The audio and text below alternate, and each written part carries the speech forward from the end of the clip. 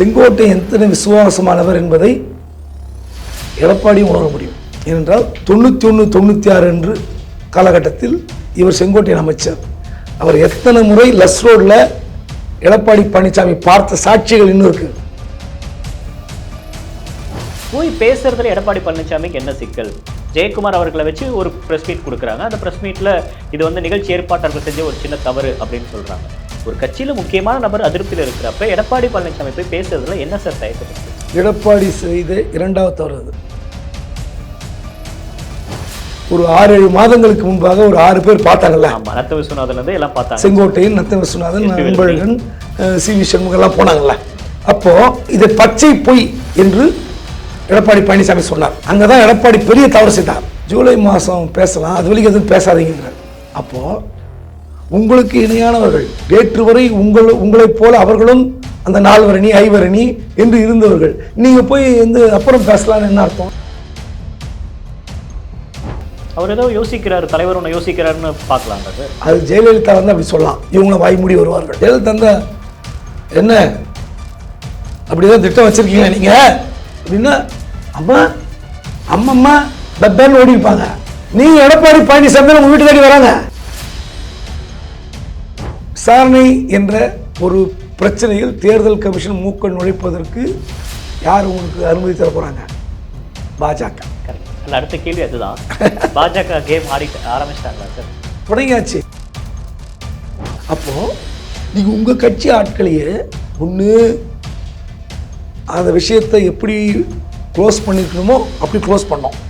அது மக்கள் மன்றத்தில் இல்லை மீடியாவில் வந்துச்சுன்னா அதுக்கப்புறம் அதை எப்படி டீல் பண்ணுமோ அதையும் விட்டுட்டீங்க. இன்னைக்கு தேவையில்லாமல் உங்களுக்கு சிக்கல்.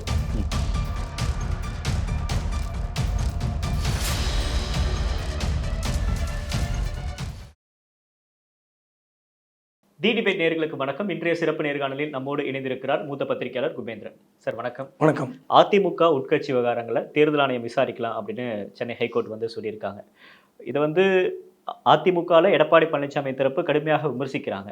ஒரு குமஸ்தா வேலை தான் வந்து தேர்தல் ஆணையம் பார்க்கணும், இந்த தீர்ப்பு எங்களுக்கு உடன்பாடு இல்லை அப்படின்னு சி.வி. சண்முகம் கொந்தளிச்சிட்டாரு. ஓபிஎஸ் வந்து எங்களுக்கு கிடைத்த வெற்றி தர்மம் வெல்லும் அப்படின்னு பேசியிருக்காரு. இதுக்கு பின்னணி இருக்கக்கூடிய அரசியல் என்ன சார்? பின்னாடி ஒன்றும் கிடையாது. என்ன அரசியல் இருந்துருப்போது?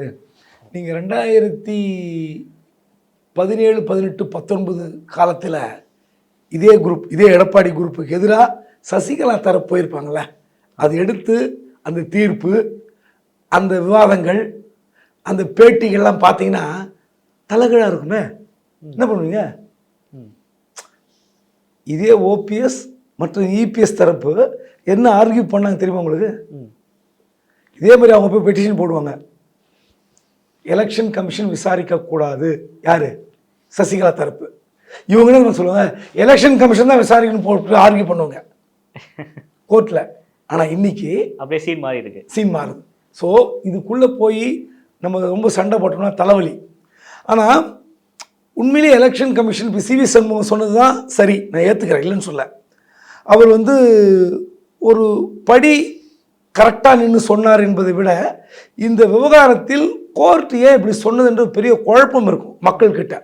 ஏனென்றால் சில நாட்களுக்கு முன்பாக இதே வழக்கில் எலெக்ஷன் கமிஷன் ஒரு பெட்டிஷன் போடுறாங்க. என்ன போடுறாங்கன்னா, எலெக்ஷன் கமிஷன் உள்கட்சி விவகாரங்களை விவாதிக்கலாமா வேண்டாமா? அப்போது எடப்பாடி தரப்பு ஃபைல் பண்ணுச்சு, உட்கட்சி விவகாரங்களை தேர்தல் ஆணையம் விசாரிக்கக்கூடாது என்று வாதம் வைக்கிறார்கள். அந்த வாதத்தை ஏற்று ஆமோதித்தது தான் தேர்தல் கமிஷன். உட்கட்சி விவகாரங்களை பற்றி விசாரித்து எங்களுக்கு ரைட்ஸ் கிடையாது சொல்லிட்டாங்க.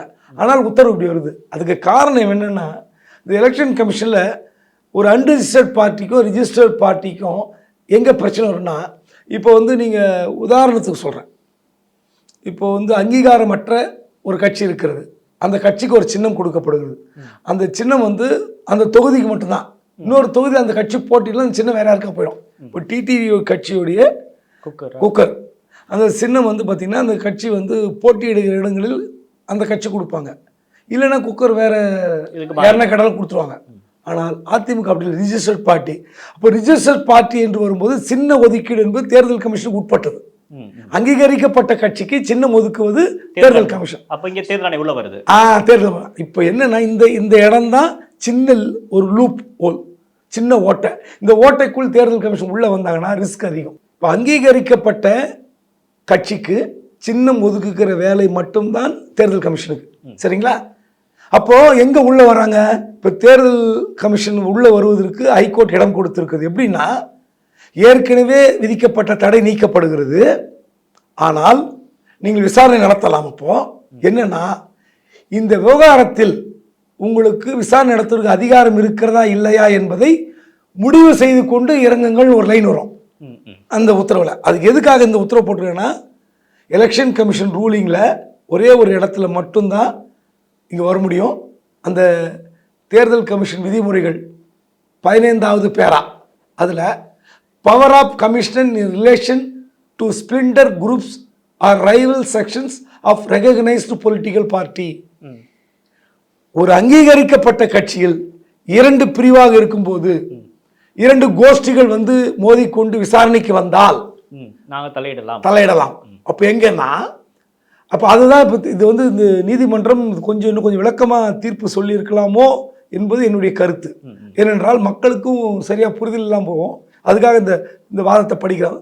15வது பாரா, when the commission is satisfied on information in its possession that there are rival sections or groups of recognized political party, each of whom claims to be the party, the commission may, after taking into account all the available facts and circumstances of the case and hearing such representatives of the sections or groups and other persons as desired to be heard, decide that one such rival section or group or none of such rival sections or groups that recognized political party and the decision of commission shall be binding on all such rival sections of groups. 2 கோஷ்டிகள் அல்லது பல கோஷ்டிகள் இருக்கும்போது இந்த சின்ன விவகாரத்தில் நீங்கள் முடிவெடுக்கலாம் சொல்லிட்டேன். ஆனால் இப்போ நீங்கள் அதிமுகவுடைய சட்டத்திட்டம் பைலா சொன்னார்ல முன்னாள் அமைச்சர் சண்முகம், இப்போ தற்போது எம்பி, நாங்கள் உட்கட்சியில் என்ன மாற்றம் செய்தாலும் அதை உங்களிடம் கொடுப்போம், அதை நீங்கள் பதிவு பண்ணணும். அதான் உங்கள் வேலை. சின்னம் கொடுக்குறதா வேலை, வேறு எந்த வேலையும் கிடையாது. இப்போ இதில் எப்படி உள்ளே வருவாங்கன்னா ரிவர்ஸ். இப்போ யாராவது போய் பெட்டிஷன் போட்டு நீங்கள் சசிகலா தரப்பு சொல்லும்போது நீங்கள் என்ன சொன்னீங்க? எடப்பாடி தரப்பு தேர்தல் கமிஷன் தான் விசாரிக்க வேண்டும் என்று சொன்னீர்களே, இப்போது ஏன் மாற்றுகிறீர்கள் என்று சொன்னால் சிக்கல் வழக்கம். இதெல்லாம் மறந்து போயிருப்பாங்க. மறந்து போனதை நான் நினைவூட்டுறேன். ஸோ இது ரொம்ப சிக்கலான விஷயம். ஆனால் எடப்பாடி தரப்பு இப்பொழுது அப்பீல் போனால் இதுக்கு ஒரு தீர்வு கிடைக்கலாம். அப்பீல் இந்த கேஸ் நிற்குமான்னு தெரியாது எனக்கு. நிச்சயமா இப்போ சிவி சண்முகம் சொன்ன அந்த பேட்டி இருக்குல்ல, ஒரு தெளிவான பேட்டி.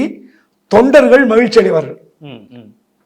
செங்கோட்டையன் ஏதோ ஒரு பிரச்சனை கிளப்பி விட்டார், அதனால கட்சி ஏதோ சிக்கலாகி இருக்கிறது என்பதை விட அழுத்தம் திருத்தமாக இந்த செக்ஷன் என்ன சொல்லுது, தேர்தல் கமிஷன் என்ன வேலை, ஹைகோர்ட் விசாரணை நடத்தலாம், விசாரணை நடத்துவதற்கு முன்பாக விசாரணை நடத்துவதற்கு இதில் வாய்ப்பு இருக்கிறதா, திருப்தி இருக்கிறதா, முடிவு இருக்கிறதா தெரிந்து கொண்டு இறங்குன்னு சொல்லிட்டாங்க. ஸோ பிரச்சனை ஓவர். இப்போ தேர்தல் கமிஷன் தேவையில்லாமல் இதில் விசாரணை பண்ணி இவங்க அப்பீல் போகிறாங்க, சுப்ரீம் கோர்ட்டில் போனால் தேர்தல் கமிஷன் அடிபட்டுரும். அதனால் இந்த விவகாரத்தில் விசாரணை என்ற ஒரு பிரச்சனையில் தேர்தல் கமிஷன் மூக்க நுழைப்பதற்கு யார் உங்களுக்கு அனுமதி தர போகிறாங்க? பாஜக. கரெக்ட். அல்ல, அடுத்த கேள்வி அதுதான். பாஜக கேம் ஆரம்பிச்சிட்டாங்களா சார்? தொடங்கியாச்சு. நீங்கள் எங்கள் பக்கம் வாங்க வாங்க வாங்கன்னு முதல்ல மிரட்டி பார்த்தாங்க, உருட்டி பார்த்தாங்க. போன மாதம் கூட இது ரைடில் அடித்து பார்த்தாங்க எடப்பாடி தரப்புக்கு. அவர் அசரல, எதுக்கும் அசருகிற ஆள் இல்லை அப்படின்னு. ஆமாம், எடப்பாடி ஒரு ஸ்டெடியாக நிற்கிறாரு. உண்மையிலே பாராட்டப்பட வேண்டிய விஷயம். தண்ணி குடிக்குது இல்லை சார் நிறைய இடங்கள்ல. ஆமாம், இப்போது ஒரு பிரச்சனையை எப்படி எதிர்கொள்கிறத விட ஒரு மனிதர் ஒரு நிற்கிறார்ல, கொஞ்சம் ஷேக்கி ஆகாம நீ அடி நான் பார்க்குறேன்னு. இப்போது அவருக்கு என்ன விஷயம்னா, ஒரு காலத்தில் பாஜக ஆதரவோடு தான், பாஜகவுடைய நெருக்கடியோடு தான், பாஜக சொல்லுவதற்கெல்லாம் தலையாட்டி கொண்டு தான் முதலமைச்சராக தொடர்ந்தார். அதிகாரத்தில் இருக்கும்போது அவர் இசைவு கொடுத்தார், அசைந்து கொடுத்தார் என்பதெல்லாம் விட, ஒரு அதிகாரத்தில் இல்லாத போது நீங்கள் இந்த அளவுக்கு பாஜக செய்கிற விஷயம் என்னென்னா, உங்களுக்கு ஒரு போலியா பவர் பாயிண்ட் பிரசன்டேஷன் கொடுத்தவர் அண்ணாமலை. ம். கட்சி வளர்ந்துச்சு, 12 இடத்தில் வெற்றி, 11% வளர்ந்துட்டோம். அதெல்லாம் கிம்மிக்ஸ் தானே. ம், ம். மோடிக்கு வந்து கிம்மிக்ஸ் தானே பிடிக்கும். ஒரு மாதிரி இரிட்டேட்டிங் விஷயம். அப்புறம் வந்து இந்த மாதிரி ப்ரொஜெக்ஷன், ராங் ப்ரொஜெக்ஷன் சொல்லுவார்ல, இந்தியா வளர்ந்துருச்சு, என்னை பார்த்தா சைனா பயப்படுது, என்னை பார்த்தா வந்து ஆப்கான் பயப்படுது, என்னை பார்த்தா பாகிஸ்தான் படுத்துக்குது, எல்லாம் பேசுவார் யாரு? மோடி. ஆனால் அந்த கட்சியில் சேர்ந்து கொண்டு தொடர்ந்து பிள்ளை பூச்சி மாதிரி இம்சை கொடுத்து கொண்டிருக்கிற சுப்பிரமணிய சாமி டெய்லி போட்டு அடிக்கிறாரு. மோடி வாய்த்திருக்கிறாரா? ஆனானப்பட்ட காங்கிரஸை உருட்டி புரட்டி அடிக்கிறார். எதிர்க்கிற திமுகவை எப்படி அடிக்கிறான்னு தெரியும். ஒத்த ஆளு, ஒரே ஒரு ஆளு சுப்பிரமணியசாமி. என்ன கேள்வி பண்றாரு, சீனா ஆக்கிரமிப்பு மோடி வாய் திறப்பாரா? அது மோடி கூட இல்லை, நம்ம மோடி 56 இன்ச்சு என்ன பண்ணுது அவரு, அவரோட ஸ்லாங்ல பேசுறீங்க. ஆமா, 56 இன்ச்சு சும்மா இருக்குது. போய் இங்கிருந்து ஒரு வெயிட்டர் போய் அங்கே அமெரிக்காவில் படுத்து நிற்குது. எங்கள் முதலாளிக்கு வந்து எங்கள் ஹோட்டல் ஓனருக்கு வந்து பதவியேற்பு விழாக்கு கூப்பிட சொல்லி அங்கே கெஞ்சின்னு இருக்குது எல்லாம் சொல்கிறாரு. ஆனால் சுப்பிரமணிய சாமி ஏது நடவடிக்கை லேது, ஏது எதுக்கு யோசித்து பாருங்க. இதுதான் விஷயம். ஆனால் நீங்கள் ஏதாவது ஒரு சந்தர்ப்பம் கிடைத்தால் எடப்பாடியை அடிக்க துடிக்க காத்திருக்குது பாஜக தலைமை. தமிழ்நாட்டில் பாஜகவை பற்றி நல்லா தெரியும் எடப்பாடி அவர்களுக்கு, மோடிக்கு, okay. அமித்ஷாக்கு, நிர்மலாக்கு எல்லாரும் தெரியும். வித்தவுட் அலையன்ஸ் நம்ம இங்கே பாசிபிள் இல்லை அப்படின்னு முடியாதுன்னு தெரியும். அதற்காக முதல்ல அண்ணாமலை ஆட்டத்துக்கு அவர்கள் ஆடினார்கள். அதுக்கப்புறம் அடி விழுந்த பிறகு 3 மாதம் தலைவர் இருக்க சொல்லி லண்டனுக்கு அமிச்சாங்க. திரும்ப வந்து கப்சிப்பு தான் இருக்குது பார்ட்டி அண்ணாமலை. ஆனால் நீங்கள் அண்ணாமலையை மாற்றி விடுகிறோம், எடப்பாடி சொன்னால் போதுன்னு வெயிட் பண்ணுறாங்க. இன்னி வரைக்கும் தலைவர் அறிவிக்காத காரணம் அதுதான் இருக்குன்னு நான் நம்புகிறேன். ஆனால் தலைவர் பட்டியலில் பாஜக வட்டாரத்தில் சொல்வது அண்ணாமலை முதல்ல, அடுத்து நயினார், அடுத்து வானதி எல்லாம் சொல்கிறாங்க. ஆனால் ஏன் அறிவிக்காமல் இருக்காங்க? ஜனவரி மாதம் 20 மாநில தலைவர் அறிவிக்கணும்னு சொன்னாங்க, இன்னும் அறிவிக்கலையே. டெல்லி எலெக்ஷனுக்கு அப்புறம்னு சொன்னாங்க, அதுக்கப்புறம் அறிவிக்கல. ஆமாம், அப்போ என்னென்னா எடப்பாடிக்கு இதெல்லாம் சிக்னல். பாருங்கள் சார், நீங்கள் சொன்னால் நீங்கள் என்ன சொல்லணும், கூட்டணிக்கு வரீங்கன்னு சொன்னால் தலைவரை மாற்றுறோம். இவர் நிற்கிறார், நீ மாற்றா கட்டிப்போ, எனக்கு கவலை இல்லைங்கிறார். பாஜக இதற்கு பிறகும் ஒருவேளை தலைவர் அறிவிக்க பிறகும் நீங்கள் வந்து எடப்பாடி வரலன்னு வச்சுங்க, மாற்றாமல் அண்ணாமலையே இருக்கிறான்னு வச்சுங்களேன். இப்படி இருந்தாக்கா அவரோட எடப்பாடியோட ஆசை அண்ணாமலை அல்ல, பாஜக அல்ல, அவருக்கு தேவை விஜய், தாவேகா. அந்த கழகம் வந்தால் போதும், திமுக போட்டு பார்த்துடலாம் நம்பிக்கையோடு இருக்கார். அது பாஜக தேவையில்லைன்றத தெளிவாக இருக்கார். அதனால தான் நீங்கள் யார் கேட்டாலும் இப்போது செங்கோட்டையன் கொதித்தெழுந்தார், பாஜக ஏன் அவர் கையில் எடுத்திருப்பதாக நாம் பேசி கொண்டிருக்கிறோம். ஏன்னா ஒரு முக்கியமான தலைவர் அவர். ஆமாம், முக்கியமான தலைவர், ரைட்டு. அவர் வந்து முரண்டு பிடிக்க வேண்டிய காலத்தில் முரண்டு பிடிக்கல. ஆமாம் ஆமாம், நீங்கள் 75 வயசுல போய் முரண்டு பிடிச்சி என்ன பண்ண போகிறீங்க சொல்லுங்க பார்க்கலாம். ஆனால் அவரோட கோவம் நியாயமான கோவம் தானே சார்? நியாயமான கோவம், வலிமையான காரணம், மறுக்கவே இல்லை. என்ன பிரயோஜனம்? இப்போ நீங்கள் ஜெயலலிதா படம், எம்ஜிஆர் படம் போடல. இன்னைக்கு என்ன கிழமை? இன்னைக்கு வியாழக்கிழமை, புதன்கிழமை சார், புதன்கிழமை. 4 நாள் கழிச்சு செங்கோட்டையினுடைய விவகாரம் என்னன்னு நம்ம பேசுவோம். திங்கக்கிழமை வச்சு போயிட்டு என்ன சார் இந்த 4 நாள் அப்படி என்ன சார் ஏதோ மறைமுகமாக வச்சு இல்லை, இந்த விவகாரம் எப்படி திசை மாறி போகும் என்பதை நான் ஒரு யூகத்தில் உணர்றேன். இதே ஸ்டாண்டில் பாஜக கையில் எடுத்திருக்கிறது, இல்லைன்னு சொல்ல. இந்த விவகாரத்தை எப்படி வந்து பாஜக அடுத்த கட்டத்துக்கு நகர்த்த போகிறது, இல்லை பின்னாடி பாஜக இருக்குன்னு நீங்கள் யூகிக்கிறீங்களா? செங்கோட்டையன் விவகாரத்தில் செங்கோட்டையனோட கோபத்துக்கு பின்னாடி பாஜக இருக்கா? நிச்சயமாக யாரோ ஒருவர் செங்கோட்டையனை தூண்டி விட்டிருக்கிறார், இல்லைன்னு சொல்ல. செங்கோட்டையன் சுயமாக முடிவெடுத்திருந்தால் அவர் என்னைக்கோ ஒரு விவகாரத்தை கையில் எடுத்திருப்பார். இப்போ ஒரு 6-7 மாதங்களுக்கு முன்பாக ஒரு 6 பேர் பார்த்தாங்கல்ல, நத்த விஸ்வநாதன்லேருந்து எல்லாம் பார்த்தாங்க. செங்கோட்டையன், நத்த விஸ்வநாதன், அன்பழகன், சி.வி. சண்முகெல்லாம் போனாங்கல்ல. அப்போது அந்த பிறகு இதை பச்சை பொய் என்று எடப்பாடி பழனிசாமி சொன்னார். ஆமாம், அவங்கள வச்சுக்கிட்டே சொன்னார். ஆமாம், செங்கோட்டையனுக்கு முதலில் ஒரே நோக்கம்தான். எப்போ? 6 மாதத்திற்கு முன்பு. அது நோக்கம் என்ன? ஒன்று, பிரிந்திருப்பவர்கள் ஒன்று சேருவது, அதிமுக பலமாகும். ஒரே நோக்கம். செங்கோட்டையன் நோக்கத்தை, முதல் நோக்கத்தை நான் வரவேற்கிறேன். அப்படி தான் அதிமுக ஒற்றுமையாக இருக்கணும், பிரிந்தவர்கள் ஒன்று சேர வேண்டும். அது உங்கள் உள்கட்சி பிரச்சனை. ஆனால் தமிழ்நாட்டுக்கு அதிமுக, திமுக என்ற 2 திராவிட இயக்கங்கள் தேவை. மூன்றாவதாக தேசிய கட்சி உள்ளே வந்தால் தமிழ்நாட்டுக்கு சிக்கல் என்று என்னுடைய பார்வை. ஒரு பத்திரிகையாளராக நான் தெளிவாக சொல்கிறேன். அப்படி இருக்கும்போது முதல் நோக்கம் செங்கோட்டையன் எனக்கு ஓகே. இப்போ ரெண்டாவது நோக்கம் அவருக்கு என்ன வந்திருக்குதுன்னா பாஜக கூட்டணி. ஏற்கனவே எஸ்பி வேலுமணி அந்த ஸ்டாண்டில் தான் இருக்கிறாருன்ற மாதிரி அவர் பேட்டியில் அவர் நடந்துக்கிறத வச்சு புரிஞ்சுக்க முடியுது. செங்கோட்டையன் இந்த முடிவுக்கு வர காரணம், அதாவது மைனாரிட்டி ஓட்டு நம்ம எதிர்பார்த்தோம் வரல அப்படின்றது. அதுக்காக பாஜக பக்கம் போகலாம் என்று இவருக்கு ஆசை வந்திருக்கலாம். அந்த இரண்டாவது நோக்கம் தவறு. ஏனென்றால் என்ன சொல்றாரு, எடப்பாடி கிட்ட ஒரு பெரிய விஷயம் ரிஜிடா இருக்கார், சர்வாதிகாரி மாதிரி தன்னை காட்டிக்கொள்கிறார். அவர் மற்றவர்களைப் போல, செங்கோட்டையனை போல, நத்தனசுநாதனை போல, சி.வி. சண்முகத்தை போல இவரும் ஒரு தலைவர், அந்த இரண்டாம் கட்ட தலைவர். ஆனால் இன்றைக்கு அதிகாரம் அவர்கிட்ட உச்சபட்சம் இருக்கிறது. அதை உச்சபட்சம் அதிகாரம் என்று நினைப்பதை விட மற்றவர்களைப் போல நானும் என்று இறங்கி பேசியிருந்தால் இந்த பிரச்சனை வந்திருக்காரு. இவர் என்ன பண்றாரு, இந்த ஒற்றுமை நோக்கம் இருக்குல்ல, அன்னைக்கே இவங்க 6 பேரை டேக் ஓவர் பண்ணிடணும். வீடு தேடி வந்துட்டாங்க. உங்களை மதித்து வீடு தேடி வந்தவர்களை நீங்கள் பேச அனுமதித்திருக்கணும், உங்கள் கருத்தை சொல்லியிருக்கணும், அதுக்கு ஒரு ஸ்கீம் போட்டிருக்கணும். சரி, பிரிந்தவர்களை சேர்க்கணும், என்ன பண்ணலாம் சொல்லுங்க. ஓபிஎஸ், வைத்திலிங்கம், மனோஜ் பாண்டியன், ஓகே சேர்த்துக்கலாம். என்ன பண்ணலாம் நீங்களா போய் பாருங்க, என்ன சொல்றாங்க, என்ன பதவி கேட்குறாங்க. இப்படி சொல்லியிருந்தீங்கன்னா எடப்பாடி இந்த பேச்சுவார்த்தைக்கு ஒப்புக்கொண்டிருக்கிறார், முதல் பாயிண்ட். ரெண்டாவது, அவர்களுக்கு பதவி கொடுக்க தயாராக இருக்கிறார், ரெண்டாவது பாயிண்ட். மூன்றாவது, இயக்கம் வலிமையடையும். இதை அவர்கள் உணர்ந்துட்டாங்கன்னா இந்த பிரச்சனை வந்திருக்காது. இதை எடப்பாடி உணர தவறிவிட்டார். அங்கதான் எடப்பாடி பெரிய தவறு செய்தார்.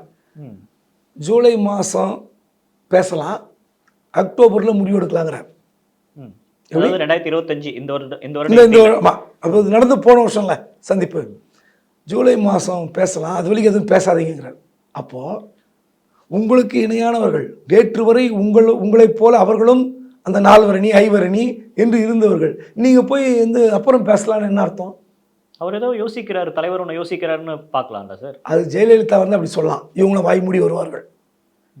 ஜெயலலிதா என்ன அப்படிதான் திட்டம் வச்சிருக்கீங்களா நீங்க அப்படின்னா அம்மா அம்மம்மா பப்பேன்னு ஓடி இருப்பாங்க. நீங்க எடப்பாடி பழனிசாமி உங்க வீட்டு தேடி வராங்க 6 பேரும். இப்படி ஒரு முடிவை நீக்கியவர்களை சேர்க்க வேண்டும் என்று ஜெயலலிதா வீட்டுக்கு போயிருப்பாங்களா யாராவது? சார், இப்போ ஒரு 6 பேர் யோசிக்கிறத ஒரு கட்சியோட பொதுச் செயலாளரா, ஒரு முன்னாள் முதலமைச்சரா எடப்பாடி பழனிசாமி யோசிக்க மாட்டாரா? அதுதான் கேட்கிறேன். அந்த இடத்துல தவறு செய்து விட்டார். அந்த தவறை சுட்டி காட்டுவது 6 பேர் போறாங்க. இப்ப பாருங்க, அந்த முதல் நோக்கம் சரி, இரண்டாவது நோக்கம் பாஜக உள்ள வரணும்னு சொல்றாங்கல்ல. அவர் நினைக்கிறார் வலிமையான கூட்டணி அமைப்பேன்னு சொன்னாரு. ஒன்று, விஜய்க்காக காத்திருக்கிறார்.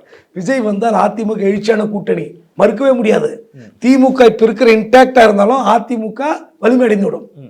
விஜய் வந்து விட்டால் பாமக வந்துடும், தேமுதிக இருக்கு, எஸ்டிபிஐ இருக்கு, புதிய தமிழகம் இருக்கு. ஒரு போட்டு பார்க்கலாம், ஒரு துணிச்சல் வந்துடும். தொண்டன் சோர்வடைந்திருக்கிறான். விஜய் பிரச்சாரம் பணமே இல்லைனாலும் வீட்டை காட்டை அடமான வச்சு நிற்பான். அப்போ நீங்க அவங்களுக்கு என்ன மாதிரி சொல்லி அமைச்சிருக்கணும், இவங்க போய் 10 பேர்கிட்ட பேசுவாங்க. யாரு? இந்த 6 பேரும். இந்த 6 பேரும் 10 பேர்கிட்ட பேசுவாங்க. அந்த 10 பேர் 100 பேர்கிட்ட சொல்லுவாங்க. எடப்பாடி கிட்ட போய் சொன்னாங்களாம், ஓபிஎஸ் சேர்க்கலான்னு. அவர் பதவி தான் கேட்குறாங்களா கேளுப்பா அப்படின்னு சொன்னாருன்னா வந்துடும், பத்திக்கும், பரவாயில்ல ஒத்துமையாக வரும்னு. இப்போ என்ன சொல்கிறாங்க, ஓப்பனாக என்ன சொல்கிறாங்க, சார் ஒத்துமையாக அந்த தேனியில் ஜெயிச்சிருப்பாங்க சார், ஒத்துமை அந்த ராமநாதபுரத்தில் ஜெயிச்சிருப்பாங்க சார் சொல்கிறாங்களா இல்லையா? நீங்கள் சவுத் ரீஜனில் தானே சார் பேச்சா, நீங்கள் யோசித்து பாருங்கள். வைத்திலிங்கம் அந்த கட்சியில் 91 வலிமையான நபர். இவங்களுக்கு முன்னாடி அமைச்சராக இருந்தவர் வைத்திலிங்கம், சரிங்களா? 2001 அமைச்சர் அவர். 2001 அமைச்சர் வைத்திலிங்கம். இன்னைக்கு அந்த ஒட்டுமொத்த டெல்டாவில் அவர்கிட்ட ஒரு 3-4 தொகுதி இருக்கும். ஒரத்தநாடு, பேராவூரணி, புதுக்கோட்டை வரைக்கும் அவர் வாய்ஸ் செல்லுபடியாகும். உண்டால நீங்கள் செக் பண்ணீங்க, என்னுடைய கணிப்பில் நான் சொல்கிறேன். அப்போ யாரை எங்கே பயன்படுத்த வேண்டும் அப்படின்னு தெரியல இவருக்கு. உண்மைங்க. நீங்கள், நான் ஜாதி ரீதியாக சொல்ல, இந்த சமூகத்துக்கு பதில் இந்த அதே சமூகத்தை சேர்ந்த ஒருத்தரை நீங்கள் தூக்கி விட்டா ஓட்டு போடுவாங்களாம் கிடையாது. இல்லாட்டி ஏங்க மாஞ்சி ஓட்டு போடுறான் ராமநாதபுரத்தில் ஓபிஎஸ்க்கு? கரெக்ட். புது சின்னம் பலாப்பழத்துக்கு போட்டு போடுறான். ஏன் மாஞ்சி போடுறான்? ஜாதி ஓட்டு. ஏன் திருநெல்வேலி தோக்குறீங்க? ஜாதி ஓட்டு. உண்டா இல்லையா? யதார்த்தம் தானே? அப்போது உங்களுக்கு ஏதோ ஒரு பக்கம் ஓட்டை இருக்குதுன்னு சொல்ல வந்தால் அதை கனிவோடு கேட்டு அவங்களுக்கும் ஒரு தேன் தடவி நாக்கில் ஆஹா அருமையாக சொன்னீங்க, இப்போ நம்ம தப்பு பண்ணிட்டோம்ல அப்படின்னு சொல்லி இப்படி நினச்சிட்டோமே அப்படின்னா பரவாயில்ல, அண்ணன் மனசில் சிந்தனை ஓடத் தொடங்கி இருக்கிறது, கொஞ்சம் மாற்றம் வரப்போகிறது நம்பி போயிருப்பாங்க, சொல்லியிருப்பாங்க. நீ இன்னைக்கு வரைக்கும் சேர்க்கலாம் கூட பரவாயில்லைங்க. அப்போ அந்த சந்திப்பு தான் ஒரு கோவத்தை உருவாக்கி இருக்கு. ஆமா, நீங்க பச்சை பொய், மீடியா பொய் சொல்கிறது. உங்க சேனல் தான் இது வெளிப்படுத்துது. செங்கோட்டைங்கிட்ட உண்டா இல்லையா? எஸ்பிஎல் சார் இன்டர்வியூல சொன்னார். அது செங்கோட்டைன்னு சொன்னார. ஓகே, செங்கோட்டைன்னு சொன்னார்ல. ஃபர்ஸ்ட் பிரேக்கிங்கா நான் சொன்னேன். ஆமா, செங்கோட்டைன்னு சொன்னார். நாங்கள் போய் பார்த்தோம், சந்திச்சோம். அப்புறம் தமிழ் இந்துலையும் பேட்டி சொன்னார். உண்மையா இல்லையா? அப்போ நீங்க உங்க கட்சி ஆட்களையே ஒன்று அந்த விஷயத்தை எப்படி க்ளோஸ் பண்ணியிருக்கணுமோ அப்படி க்ளோஸ் பண்ணோம். அது மக்கள் மன்றத்தில் இல்லை மீடியாவில் வந்துடுச்சுன்னா அதுக்கப்புறம் அதை எப்படி டீல் பண்ணுமோ அதையும் விட்டுட்டீங்க. இன்றைக்கி தேவையில்லாமல் உங்களுக்கு சிக்கல். சார் இப்போ இதில் நார்மலாக எல்லாரும் கேட்குற ஒன்று தான். இப்போ உதாரணத்துக்கு நிறைய உதாரணங்கள் சொல்கிறாங்க. ஜெயலலிதா அவர்கள், முத்துசாமி அவர்கள் கட்சியிலேருந்து விலகினப்ப என்ன சொன்னாங்க, எம்ஜிஆர் அவர்கள் என்ன பண்ணாங்க ஒருத்தர் கட்சியிலேருந்து போகிறப்பன்னு நிறைய உதாரணங்கள் சொல்கிறாங்க. செங்கோட்டையன் கொங்கு மண்டலத்தில் ஒரு வலிமையான தலைவர், எம்ஜிஆர் காலத்திலேருந்து கட்சியில் இருக்கிறாரு. இது மாதிரி ஒரு அதிருப்தியில் இருக்கார் அப்படின்றப்ப, வெளியே வந்து பேட்டியும் கொடுக்குறாரு அப்படின்றப்ப, போய் பேசுறதுல எடப்பாடி பழனிசாமிக்கு என்ன சிக்கல்? ஜெயக்குமார் அவர்களை வச்சு ஒரு ப்ரெஸ் மீட் கொடுக்குறாங்க. அந்த ப்ரெஸ் மீட்டில் இது வந்து நிகழ்ச்சி ஏற்பாட்டர்கள் செஞ்ச ஒரு சின்ன தவறு அப்படின்னு சொல்கிறாங்க. ஒரு கட்சியில் முக்கியமான நபர் அதிருப்தியில் இருக்கிறப்ப எடப்பாடி பழனிசாமி போய் பேசுறதுல என்ன சார் தயக்கம் இருக்குது? எடப்பாடி செய்த இரண்டாவது தவறு அது. ஜெயக்குமார் வச்சு பேசினா அது எடப்பாடி சொல்லி தான் தெரியுமா இல்லையா? அவர் சொல்லி தான் பேசுவார். சரி, இப்போ நீங்கள் கேட்டீங்க, முத்துசாமி கட்சி விட்டு வெளியே போகிறாருன்னு தெரிஞ்ச பிறகு டெலிஃபோனில் அழைக்கிறார், முத்துசாமி பேசுகிறார். ஜெயலலிதா கிட்ட பேசுனது சம்பாஷணை உண்மை. அம்மா மன்னிச்சிருங்க, நான் ரொம்ப தூரம் கடந்து வந்துட்டேன், மீண்டும் ஃபோனில் பேசினாங்க. ஜெயலலிதா எதிர்கட்சி, முத்துசாமி வந்து இணைகிறார். ஆளுங்கட்சி திமுகவில் கூப்பிட்றாங்க, வர உள்ளே வர்றார். யோசித்து பாருங்கள். நீங்கள் முத்துசாமி என்பவர் இழக்கக்கூடாது என்று ஜெயலலிதா முடிவு செய்கிறார். ஜெயலலிதா பெரியாளா, முத்துசாமி பெரியாளா? ஜெயலலிதா தான் பெரியாள். முத்துசாமியை நோவேராக்க முடியும் ஜெயலலிதா நினைச்சால், ஆனால் நினைக்கல. எது கூப்பிட்டாங்க? ஒரு நல்ல விசுவாசமான தலைவர் இழந்துடக்கூடாது. ஆமாம், ஏனென்றால் செங்கோட்டை எத்தனை விசுவாசமானவர் என்பதை எடப்பாடியும் உணர முடியும். ஏனென்றால் 91, 96 என்று காலகட்டத்தில் இவர் செங்கோட்டையின் அமைச்சர். அவர் எத்தனை முறை லஸ் ரோடில் எடப்பாடி பழனிசாமி பார்த்த சாட்சிகள் இன்னும் இருக்குது. அவருக்கு வந்து அமைச்சர் வீடு இல்லாமல் இங்கே ஒரு வீடு இருந்தது. அவருக்கு இங்கே தங்குவார். கட்சி வட்டார மக்கள்லாம் கூட்டம் வருவாங்க செங்கோட்டை பார்க்கறதுக்கு. 91, 96 லஸ்ல ஹவுசிங் போர்டில் ஒரு வீடு இருக்கும், அங்கே தான் பார்ப்பார். அதுக்கப்புறம் தான் அங்கே போவார். மதியம் ரெஸ்ட் எடுத்துகிட்டு கட்சிக்காரனை பார்த்துட்டு கிரீன் ரோடு போவார். அந்த கூட்டத்தில் பழனிசாமி நின்று கொண்டிருந்தார் செங்கோட்டையன் அவர்களை பார்க்கறதுக்கு. ஆமாம், அதன் பிறகு அவர் தலைமையை ஏற்றுக்கொண்டு அவர் அமைச்சரவையில் அமைச்சராக இருந்தார். ஏதாவது முரணை பிடிச்சிருப்பாரா? அமைதியாக தானே சார் இருப்பார். அப்போது உங்களோட முரண்பட்ட ஒரு நபராக இருந்தால் கூட பரவாயில்ல, உங்களை ஏற்றுக்கொண்ட இப்போது எப்படின்னா, அரசு பதவிகளில் நடக்காது, தனியாரில் நடக்கும், அரசியலில் நடக்கும். நீங்கள் ஒருத்தர்கிட்ட ரிப்போர்ட் பண்ணியிருப்பீங்க, திடீர்னு அப்படியே தலைகீழ மாறும். அவங்க என்கிட்ட ரிப்போர்ட் பண்ணுறப்ப இது அரசியல் இல்லை பிரைவேட்டில் நடக்கும், இந்த யதார்த்தம். அப்போது என்ன பண்ணியிருக்கணும்? இந்த மாதிரி பேட்டி கொடுத்த உடனே வண்டி எடுத்துக்கிட்டு நேராக வீட்டுக்கு கோபிச்செட்டிப்பாளையத்துக்கு, அண்ணே வண்டியில் ஏறுங்கண்ணே, பேசிட்டே போல வாங்க, நேராக பேசிக்கிட்டே வந்து சென்னை ஏர்போர்ட்டில் இறங்கி ஒரு ப்ரெஸ் அட்ரஸ் பண்ணிட்டு அப்படியே அட்ரஸ் பண்ணி, அண்ணன் கூட வந்தான் பேசணும், அண்ணனுக்கு கொஞ்சம் கஷ்டம், அதை உணர்ந்துட்டேன், இனிமேல் தவறு நடக்காது, நான் அந்த படத்தை போட்டிருக்கணும், தப்பு பண்ணிட்டோம், முடிஞ்சு போச்சு. செங்கோட்டை இன்னைக்கு ஆலோசனை கூட்டணும் ஒரு பேட்டி, இல்லை அந்த பேட்டி மறுத்திருக்காரு சார். மறுத்திருக்காரு. அவர் காம்ப்ரமைஸ் பண்ணியிருக்கலாம். இப்போ சென்னை வந்து கொண்டிருக்கிறார், செங்கோட்டையை சமாதானப்படுத்தலாம். அந்த சமாதானப்படுத்துகிற முயற்சியில் தோல்வியா வெற்றியா நமக்கு தெரியாது. பாஜக வெற்றி பெற போகிறதா இல்லை எடப்பாடி வெற்றி பெற போகிறாரா தெரியாத. இன்னொரு தகவல் வருது சார், உங்கள் சோர்ஸ் பிரகாரம் சொல்லுங்கள், அது உண்மையாக இருக்குமானால், செங்கோட்டையன் அதிமுகவிலிருந்து விலகுகிறார் அப்படின்னு ஒரு அதீதம் அப்படின்னு சொல்கிறாங்க. அது ஒரு அதீதமான நியூஸ் அப்படின்ற மாதிரி சொல்கிறாங்க. பட் இருந்தாலும் அவர் ஏதோ அப்படி ஒரு எண்ணத்தில் இருக்கிறாரா? அதாவது இதெல்லாம் தான் எடப்பாடி வந்து தவிர்க்க வேண்டிய விஷயம். அவங்க ஐடி விங்கோ இல்லை அவங்க கட்சிக்காரங்கள பேசக்கூடாது. முதல் உத்தரவு எப்படி போடணும்னா, இந்த மாதிரி ஒரு விஷயம் வரும்போது அடுத்து என்ன பண்ணுவாங்கன்னா, எடப்பாடி ஆதரவாளர் அவர் நம்மளை இம்ப்ரெஸ் பண்ணணும், அண்ணனை இம்ப்ரெஸ் பண்ணணும்னு செங்கோட்டையனுக்கு எதிராக சில செய்திகள் பரப்புவார்கள், இல்லை இணையத்தில் எழுதுவார்கள். அந்த மாதிரி வராமல் பார்த்துக்கணும். தயவுசெய்து அவர் இரிட்டேட் பண்ணாதீங்கன்னு சொல்லியிருக்கணும். இதெல்லாம் செய்தி பரவுது. அதிமுக இருக்கிற இணையதளவாசிகளை கட்சி விட்டு போனால் போட்டோம், அவருக்கு என்ன பெரிய தொண்டர் பலம் இருக்குது, அவர் ஒன்றும் தொண்டர் படை மிக்க தலைவர்னு யாராவது சொன்னாங்களா உங்களுக்கு? ஆனால் அவர் எழுப்பின குரல், நியாயமான குரல், அவர் எழுப்பின அந்த சப்தம் எப்படி எதிரொலிக்குது சொல்லுங்க பார்க்கலாம். இப்போ அங்கேயே அதே மாவட்டத்தில் தோப்பு வெங்கடாச்சலம் வெளியே போனார், சுயேட்சை நின்னார், திமுக இருக்கார். இப்போ ஏதோ அதிர்வு இருக்கா? ஏன் இல்லை? தோப்பு வெங்கடாச்சலத்துக்கு இப்போ என்ன இன்டர்வியூ எடுத்தீங்களா? ஏன் இல்லை? வித்தியாசம் இருக்குல்ல. அந்த வித்தியாசத்தை உணராதவர எடப்பாடி. அப்போ இன்னும் ஒரு 4 நாளுக்கு அப்புறம் ஏதோ ஒரு மாற்றம் இருக்கும் அப்படின்னு புரிஞ்சுக்கலாம். இன்னும் எடப்பாடி தரப்புக்கு ஒரு வாய்ப்பு இருக்கிறது. இதை அப்படியே க்ளோஸ் பண்ணுவதற்கு ஒரு அருமையான தருணம் நிச்சயமாக அமையும். அது செஞ்சால் எடப்பாடி தலைவர். இல்லைனா அவர் அதுக்காக தலைவர்கள்னு சொல்ல மாட்டேன். அவர் அசையாகவும் திரும்ப, ஏன்னா டிடிவி போட்டு பார்த்தவன், சசிகலாவை ஓரங்கட்டி தூக்கி அடித்தவன், செங்கோட்டையெல்லாம் ஒரு ஆளாங்க நினைக்கலாம். ஆனால் இன்னொரு டன்ட்டு, இந்த டிடிவியை வெளியே தள்ளது, சசிகலா வெளியே தள்ளது, ஓபிஎஸ் வெளியே தள்ளது பார்த்தோம்ல. தென் மாவட்டத்தில் டெல்டாவில் பார்த்தோம்ல, தோத்து போய் காட்டுது.